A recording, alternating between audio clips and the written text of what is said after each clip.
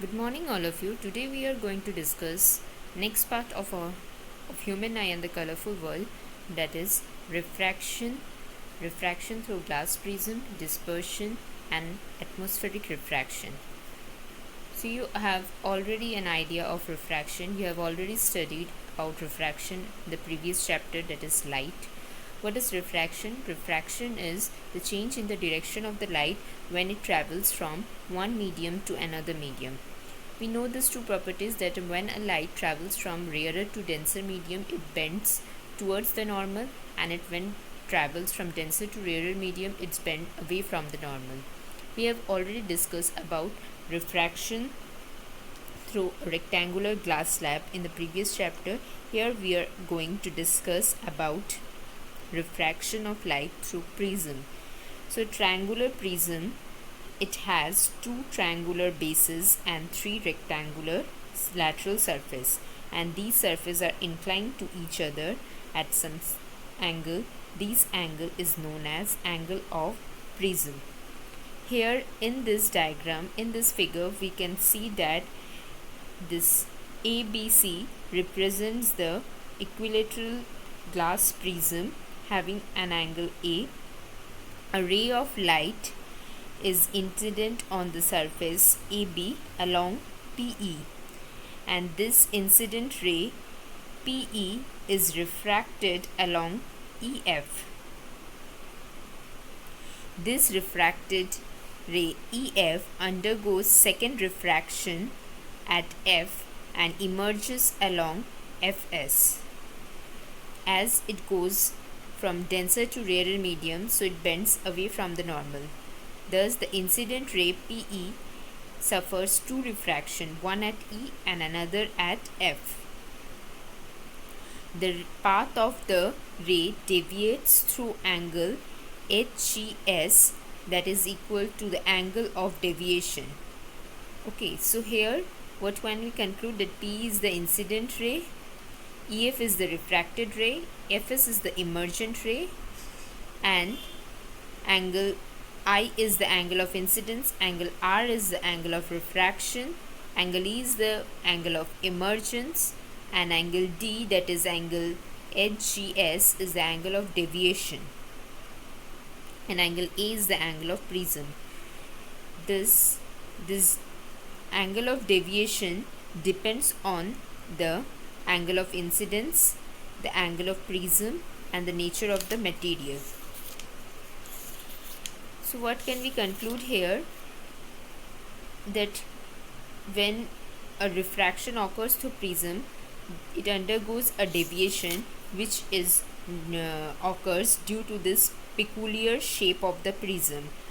However, there is no net deviation in case of refraction through glass slab. Next, we are going to discuss about dispersion of white light.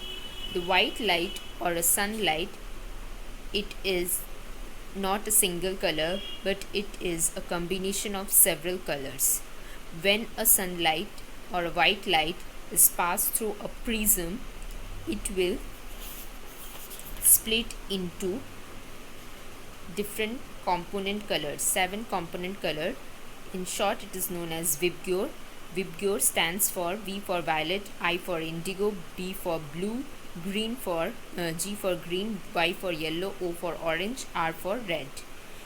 So this splitting of white light into its component color on passing through prism is known as dispersion, and this band of colored components is known as spectrum. This dispersion occurs due to the different wavelength of the light. Since we can see at the bottom that the violet colors has maximum deviation, okay, it bends the most because its wavelength is smaller, and the red bends the least as its wavelength is very high. So the cause of dispersion is that the different colors of the white light have different wavelengths which deviates through different angles on passing through a prism. That is why they split on coming out of the prism along different directions. Now we are going to discuss a very important phenomenon, that is rainbow formation. All of you have seen rainbow in the sky. So it is a natural spectrum formed in the sky after usually after rainfall. It is caused by the dispersion of the sunlight by the tiny water droplets present in the sky. What happens when the white light passes through the raindrop? They refract and disperse the incident sunlight. Again, the light is reflected internally and finally refract when coming out of the raindrop. So due to dispersion and internal reflection, different colors of rainbow are formed. Next we are going to discuss about atmospheric refraction. What is atmospheric refraction? You are familiar with refraction. So the refraction which occurs in the atmosphere, that is the bending of light on passing through Earth's atmosphere, that is known as atmospheric refraction. As we know that when we move above the surface of the earth, the density of the air goes on decreasing.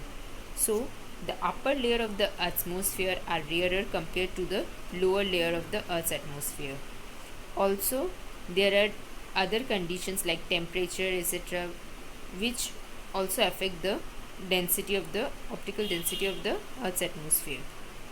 So the light coming from a distant source, that is from stars or planet, then on entering the earth's atmosphere, they passes from rarer to denser medium. Thus it suffers multiple refraction before reaching the surface of the earth. This is known as atmospheric refraction.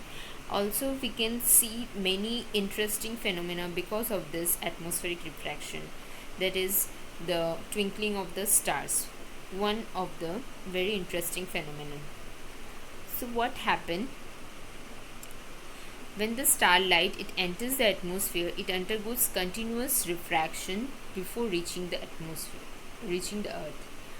Atmospheric refraction occurs due to the change in the refractive index.